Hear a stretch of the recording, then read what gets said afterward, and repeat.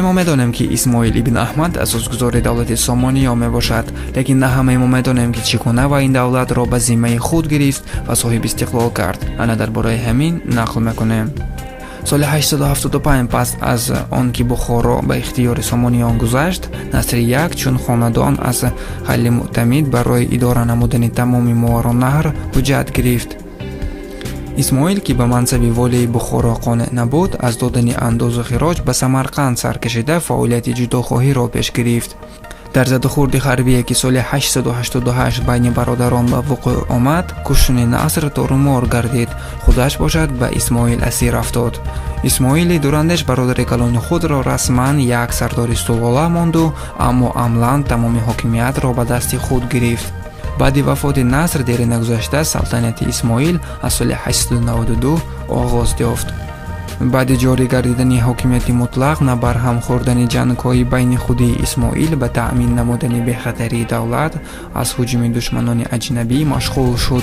اسماعیل سامانی سال 893 مقابلا یوریشای کلان گرده تیراز را به دست آورد، کان ترک‌ها را با 10,000 لشکر به اسیر گرفت و در نتیجه در مدت طولانی تاخت‌وتازها به ماوراءالنهر ختم گردیدند.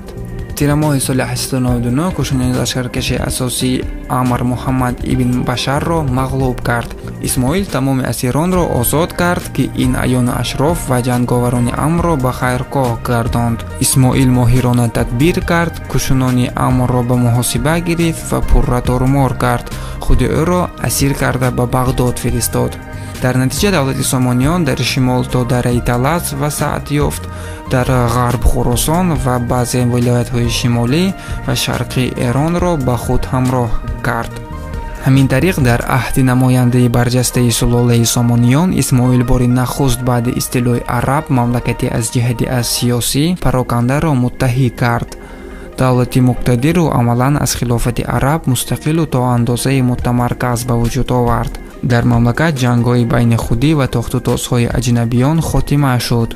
اسماعیل خود یک نفر فئودالی کلان بود، البته منفی عیان و اشرافی بازرگانان و روحانیان مسلمانان را محافظت میکرد. به این مقصد او پیش از همه برای مرتب ساختن اداره دولت و مستحکم نمودن مملکت از هجوم دشمنان اجنبی تدبیرها میاندیشید. در چارکی آخری عصر نو و نیمه اولی عصر 10 وقتی که در سر حاکمیت امیران اسماعیل و نصر دو بود، دولت سامانیان گلگل می شکفت. برادران، این بود معلومات کوتاهی درباره مستقلیت دولت سامانیان. نوارهای ما را به دوستانتان پخش کنید. بگذار هر یک تاجیک تاریخ خود را بداند. پیش که این نداره خود را بیان میکنیم. سر بلند و خانه آباد باشد.